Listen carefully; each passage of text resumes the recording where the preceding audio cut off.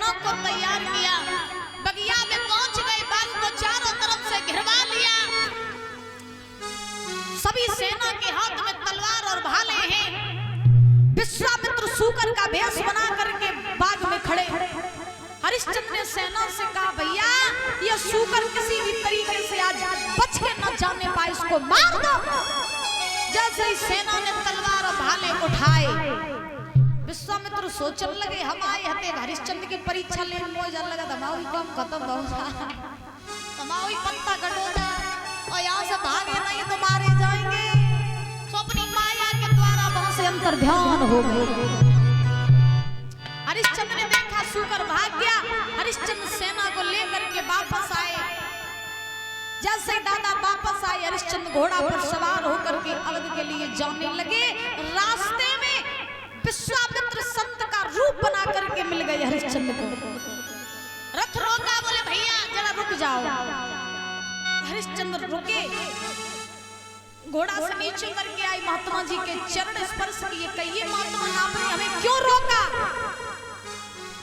अब विश्वामित्र जानते हैं कि यही हरिश्चंद्र हैं, लेकिन विश्वामित्र कह रहे हैं हरिश्चंद्र से, भैया हमने आपको इसलिए रोका, हमने सुना कि इस अवध में एक महान राजा रहते जिनका नाम हरिश्चंद्र है।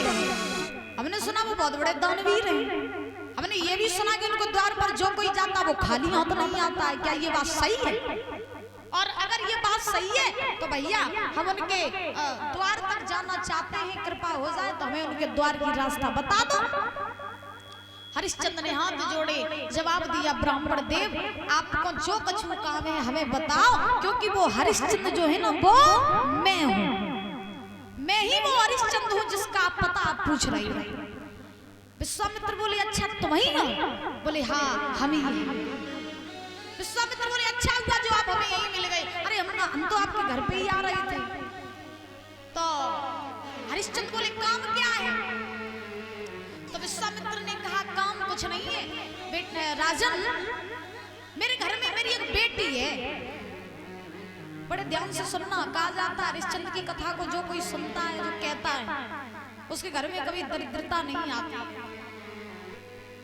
तो सावधानी पूर्वक से सुनना।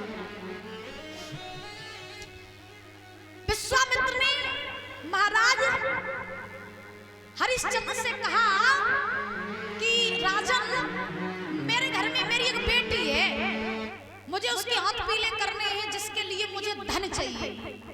हरिश्चंद्र बोले, बाबा अभी तो हम आए हैं अपने बगिया से लौट के, धन तो मेरे पास है नहीं, आप मेरे घर आना, जितना आपको धन चाहिए उतना धन हम दे देंगे। विश्वामित्र बोले, हमें तो वही बात को भरोसा नहीं है। देखो हमारे जैसे महात्मा तुम्हें हजारों मिलते होंगे, और क्या पता हम तुम्हारे घरे आए तुम मेरी शकल ही भूली है तो हरिश्चंद्र बोले, महाराज ऐसा नहीं होगा, भाई मेरे पास कुंजी और लगाम है, सिर्फ और सिर्फ धन है नहीं।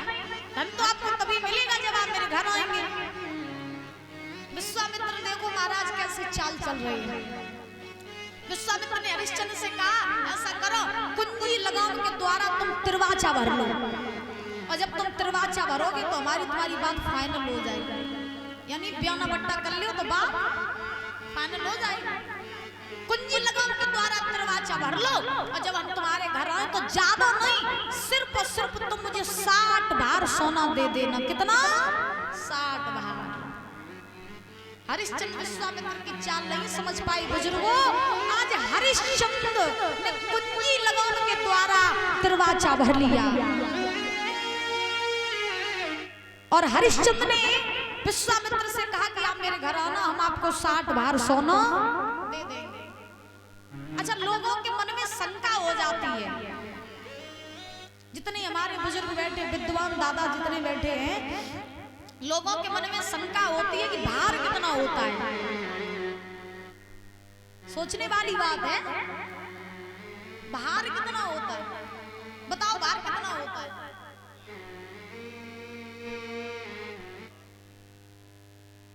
भार कितना होता है? जैसे ग्राम होता है, ग्राम सब जानते हैं, किलो सब जानते हैं, है ना? 2 किलो 4 किलो, कुंटल सब जानते हैं, कुंटल। ऐसे भार कितना होता है? कोई कहे बताओ भार क्या है, भार कितना होता है? फिर कैसे पता लगा?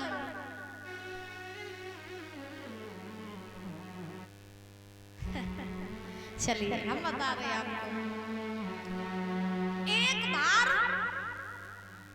एक भार सोना जो होता है, एक भार याद रखो, एक भार सोना जो होता है वो होता है 96 शेर का। कितना? 96 शेर का। एक बार जो होता है वो होता है 96 शेर का। कुछ लोग तो शेर नहीं जानते होंगे। और 96 शेर होता है 89 किलो 600 ग्राम का। याद रखो। और 60 भार के हिसाब से अगर जोड़ा जाए तो महाराज हरिश्चंद्र से विश्वामित्र ने धन मांग लिया था 5300 कुंटल 76 किलो। इतना धन मांगा था महाराज विश्वामित्र ने हरिश्चंद्र से। बोली बांके बिहारी लाल की। तो आज महाराज ध्यान रखना कि हरिश्चंद्र ने कुंजी लगाम के द्वारा दरवाजा भरा और ये 100 रुपए अमित यादव भैया जी एक घरा से आए हैं, इनकी तरफ से 100 रुपए आए हैं। बहुत बहुत धन्यवाद है। भगवान से कामना करेंगे सुख शांति प्रदान होती रहे, धन के भंडार भरे रहे, समाज में पद प्रतिष्ठा बनी रहे। बोली बांके बिहारी लाल की। हरिश्चंद्र कुंजी लगाम के द्वारा दरवाजा भर के अवध में आए, लेकिन हरिश्चंद्र के आने से पहले मैया विश्वामित्र हरिश्चंद्र की सभा में पहुंच गए। पहुंचे तो पहुंचे, हरिश्चंद्र की राजगद्दी पर जाके बैठ गए। कौन? विश्वामित्र।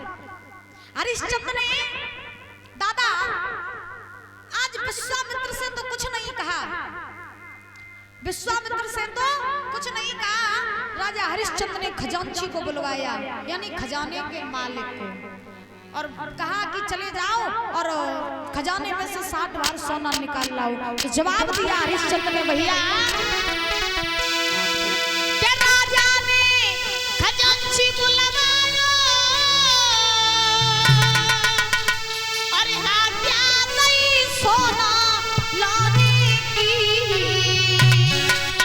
और तब विश्वामित्र ने और मुस्काई के कह दई के बात ठिकाने की।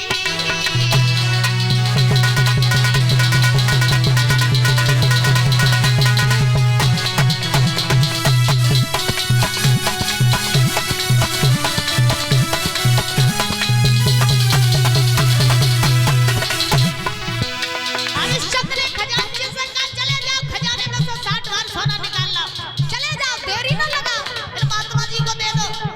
विश्वामित्र बोले कहाँ लाल बाग में सो रहे हो, तुम्हें नहीं मालूम है? तुम जिसे आदेश दे रहे हो, तुम जिस पर सेवा करा रहे हो, अब वो न तुम्हारी प्रजा न तुम यहाँ के राजा। मेरी बात सुनो।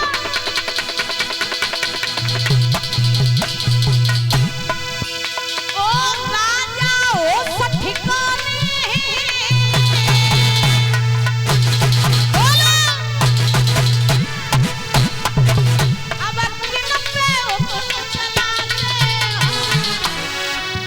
अधिकार तुम्हारा रहा नहीं, सेवा किन पे करवाते हो।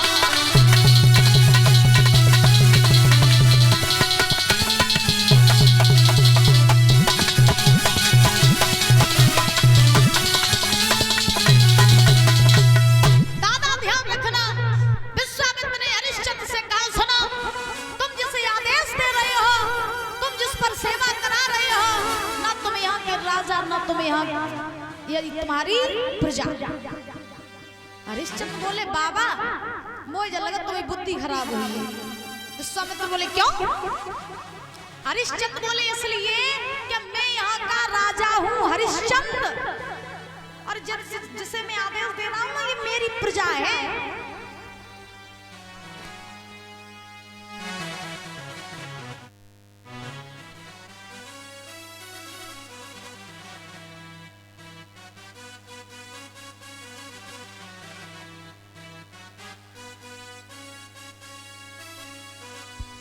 भूदेश दादाजी गुलाबपुर कटरा से ये माला डाल करके सम्मानित कर रहे हैं। एक बार जोरदार तालियां बजाएंगे दादाजी के लिए।